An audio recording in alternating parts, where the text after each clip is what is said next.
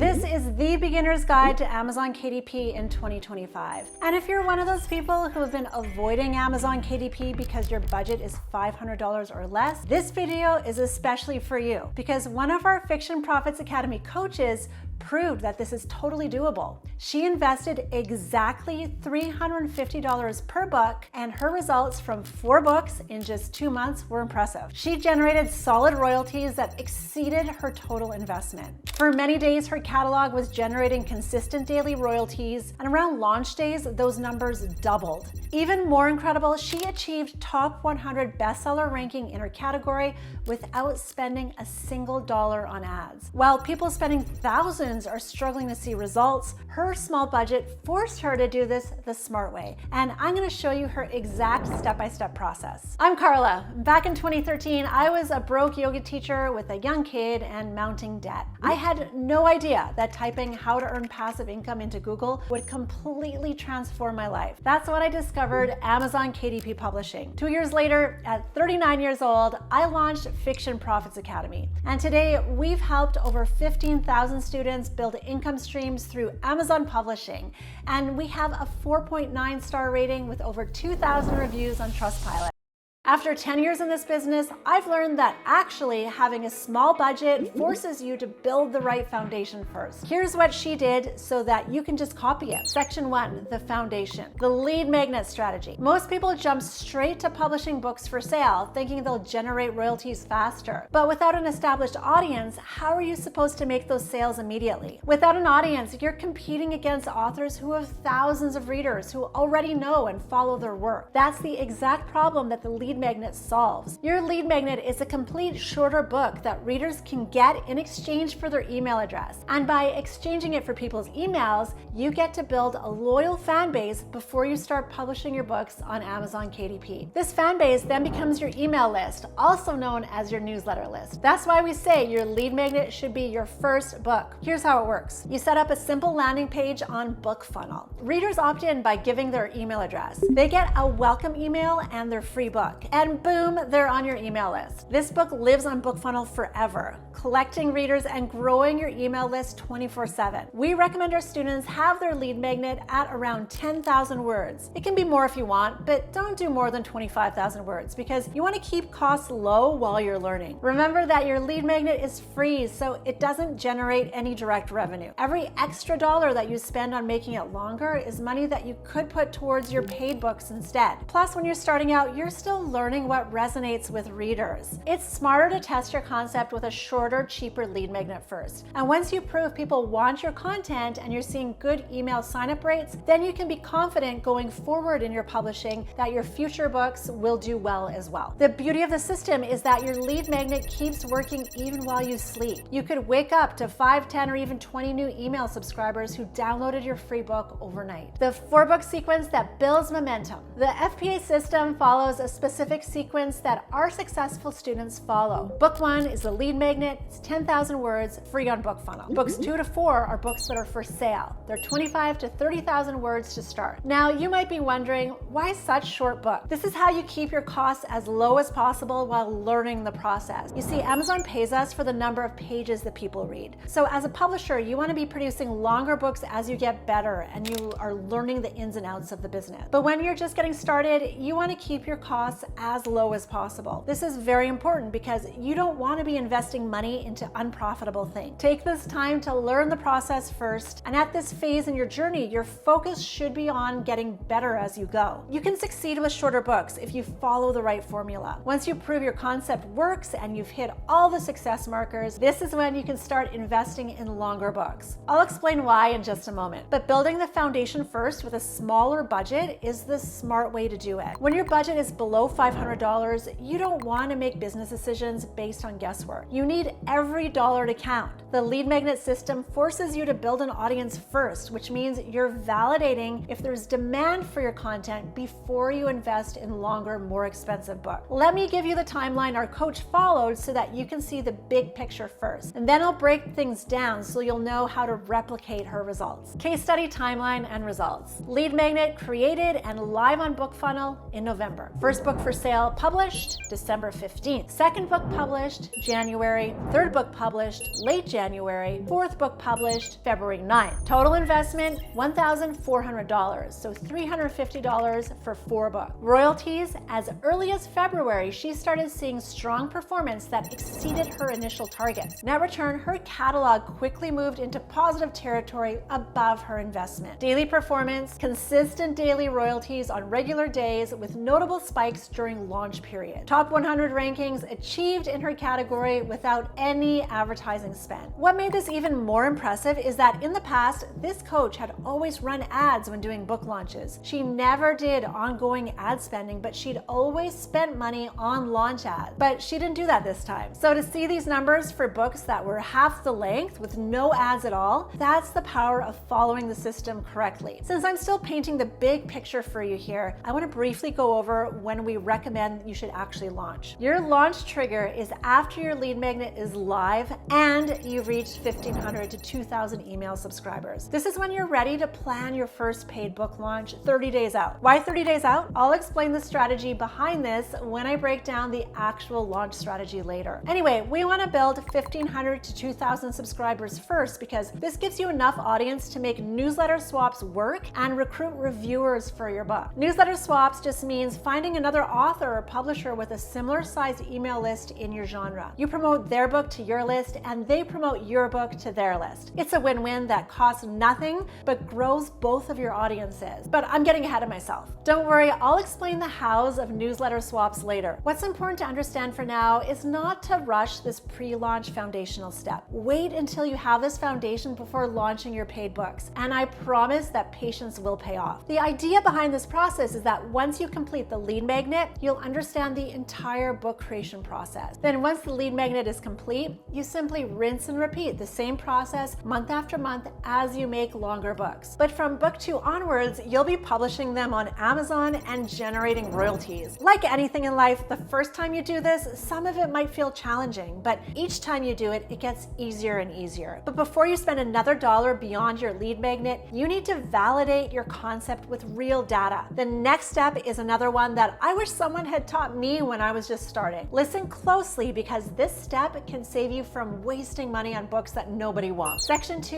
the 30-day validation test. The next step is the validation process. This is important because it tells you whether or not to keep going with paid books. First, track how many people download your lead magnet. You want to see at least 50 downloads per month to know that you have a viable concept. Because if people aren't downloading your free book, they definitely won't buy your paid one. This is why you should first work on getting your lead magnet to consistently hit this benchmark. And once you do, it'll give you the confidence to move to the next step, which is to monitor your email engagement. Your email open rates should be 25% or higher for fiction. If you're getting lower open rates, there's a disconnect between your lead magnet and your audience. You need to figure out what's wrong before publishing paid books. You'll also want to see if your email list is growing. Even if it's growing slowly, it should be consistent. In this case study, her emails were consistently getting opened above 25%, which meant she had an engaged audience. Another important step in our validation process is to ask your email list what they want to read next. This direct feedback should guide your topics for books that will generate revenue. Your audience will literally tell you what to write if you ask them. This is a continuous thing. You want to always understand what resonates with your readers so that you can replicate it over and over again. Use the feedback to choose your tropes and story concepts for your paid books. Now you might be thinking,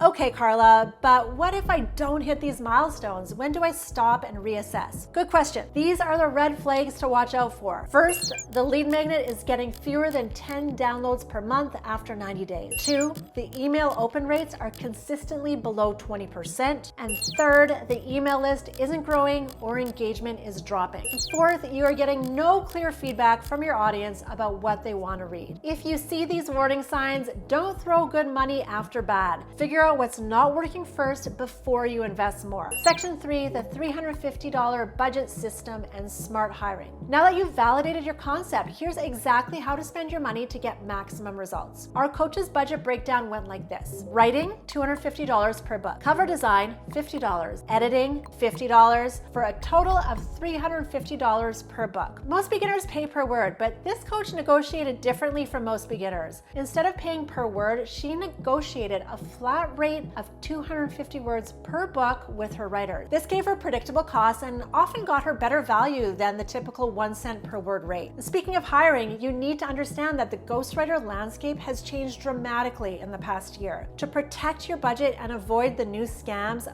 we recommend hiring writers via Upwork, and then always use milestone payments on Upwork, never lump sums. Your first milestone should be small, $25 to $50 maximum. This covers a 250-word story summary, a chapter-by-chapter outline, and the first 500 words of chapter 1. That way, if this milestone fails, then you've only lost $25 to $50, not your entire budget. We recommend you follow this milestone system to a T. Plus, never pay outside the platform, because when you pay outside Upwork, you lose all the protection if something goes wrong with your project. That's why we say it's an immediate red flag if a writer wants you to pay them directly through PayPal or any other method. Speaking of red flags, other red flags that can destroy your budget are 1. Writers offering AI-generated samples but claiming they're human-written. 2. Marketing packages that remove your creative control and cost extra money. 3. Prices significantly below our recommended range of 1 cent to 2 cents per word. That often indicates AI-generated content. And of course, if they miss deadline. You can avoid all these traps by sticking to the FPA hiring guidelines and using the milestone protection method that I mentioned earlier. Also, make sure to read or listen to the work that they submit before releasing payment. You can use audio transcript tools like Speechify to review everything. Now, you can hire the perfect writer at the perfect price, but if you miss the next step, your book will still flop. This is where our quality control processes come in. Section 4, quality controls that protect your investment. To make sure you get the best results out of your writers, there are a few things that you have to do. When you hire writers, give them your tropes so that they can weave them strategically throughout the entire story and create the winning hooks and storylines that readers in your niche are actively searching for. A trope is any intriguing plot element, characteristic, visual cue, or story theme that makes the story shine. Some examples of theme-based tropes are the girl next door falls in love with her neighbor. Down on her luck, FBI agent finally solves a decade-old murder. Businesswoman hires a new assistant and they fall in love. Woman falls for a kinky billionaire. Character tropes are things like sexy fireman, billionaire, boss, single daddy, nanny, detective, or cop. I'll discuss tropes in more detail in the next section, but for now,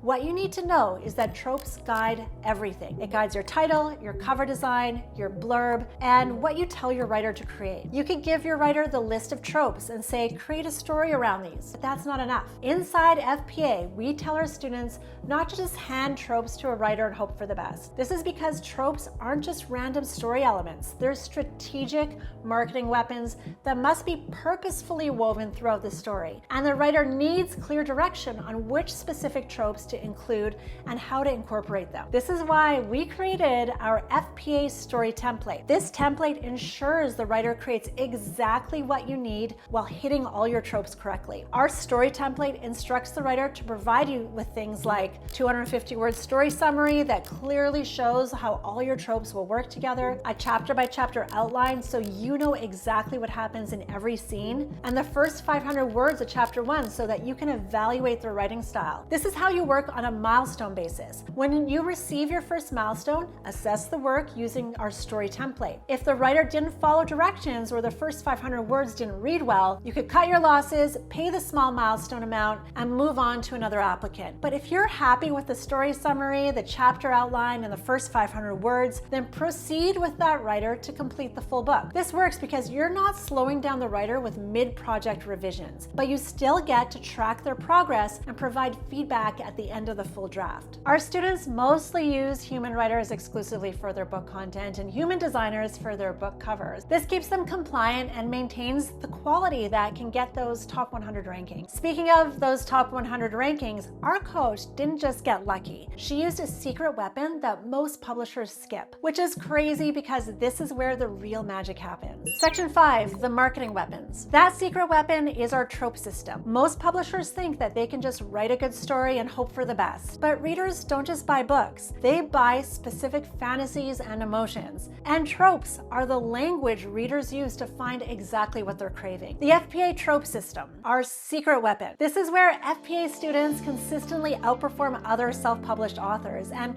it's why their books stand out even in competitive niches. As I explained earlier, a trope is an intriguing plot element or story theme theme that makes the story shine. We have theme-based tropes like girl next door falls in love with her neighbor, or a businesswoman hires a new assistant and they fall in love. And we have character tropes like sexy fireman, grumpy billionaire boss, sexy nanny, etc. But here's the secret sauce. When it comes to tropes, we follow a success formula. We recommend you pick 6 or more tropes for every single book. 4 should be recurring tropes that appear in every book, because this creates brand consistency for your pen name. Then add 2 to 3 unique tropes per book for variety. For example, say your recurring tropes were billionaire, boss, enemies to lovers, and single dad. Every book would feature a billionaire boss male character who starts as enemies with the female lead and is also a single dad. Then you'd add unique tropes like forced proximity or surprise pregnancy for each specific book. This system works because you're only using tropes that are trending in the bestseller lists. You don't want to try to be unique. You want to give readers exactly what they're already buying. So spend some time researching the top 100 books in your niche, identify which tropes appeared over and over, then use some of those same winning tropes. Now, remember how I said that tropes guide your title, your cover design, your blurb, and everything else? Your blurb is what converts browsers into buyers. This is the blurb formula we recommend you follow to hook your reader. Our coach used our FPA secret blurb writing formula for every book, and this might be the most important quality control step. We break blurbs into 3 parts: headline, conflict, and cliffhanger. The headline should be intriguing and shocking. This is your opportunity to draw readers in. Your goal is to have the reader feel compelled to click read more and expand to the rest of the description. The conflict section describes the characters in an exciting way, and it creates drama from the first chapter without giving away the story. You introduce the characters while working in as many tropes as possible, matching the emotion of your niche. The cliffhanger leaves the audience in suspense, so you give people just enough that they think,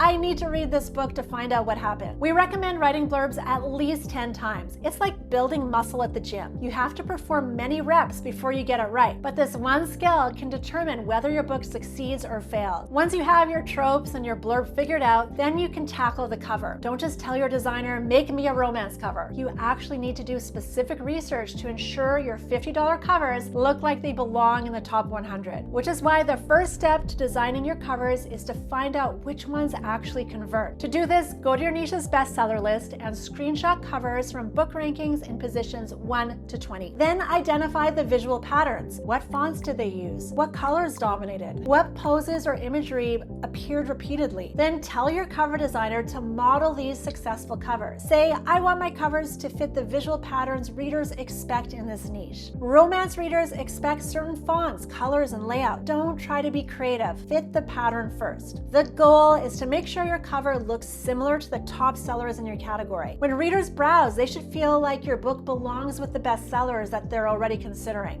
This research-first approach is why your $50 covers will be able to perform as well as covers that cost $200 or more. But having perfect tropes, high-converting blurbs, and attention-grabbing covers means nothing if nobody buys. That's where our launch strategy comes in. Our launch strategy is how we make sure that we have readers lined up before our first book even goes live. Section 6. The launch system. This is what FPA students use to consistently outperform other publishers who just cross their fingers and hope for sales. Remember how earlier I said that the strategic time to launch is after your email list hits 1,500 to 2,000 subscribers, and how you should launch around 30 days after you hit that milestone? I mentioned it, but I didn't explain why. You need 30 days because book clicker calendars, where you're promoting your books, they fill up fast. Book Clicker is the platform that connects authors for newsletter swaps. Think of it as a marketplace where authors can find each other to cross-promote their books through email lists. It's the main tool FPA students use for free marketing. The best newsletter swap partners book weeks in advance. If you try to plan a launch with only a week's notice, you'll be stuck with whatever leftover promotional spots nobody else wanted. Our coach planned her December 15th launch in mid-November, which gave her time to book quality swaps with engaged audiences. Speaking of newsletter swaps, this is one of the FPA's secret weapons, and it's completely completely free. She joined Book Clicker with just 1,500 subscribers and immediately started booking newsletter swaps with other authors. When it comes to newsletter swaps, the conversion rate matters. Based on our own and students' experiences, we recommend you aim for results like these. Type of swap, aim for this conversion rate. Solo swaps means there's only one book featured in the entire email with no other links or distraction. For solo swaps, you want around 2 to 5% of their list to download your book. Feature swaps is when your book gets to the top spot in an email that may contain other books below it. So for feature swaps, you want around 0.5% to 2% conversion rate. Mention swaps is when your book is mentioned along with several other books in one email. For mention swaps, you want around 0.1% to 0.5% conversion rate. If you want the best bang for your buck, focus primarily on booking solo and feature swaps because they give you the highest visibility and conversion rate. Then during your launch week, implement this winning strategy. Aim for at least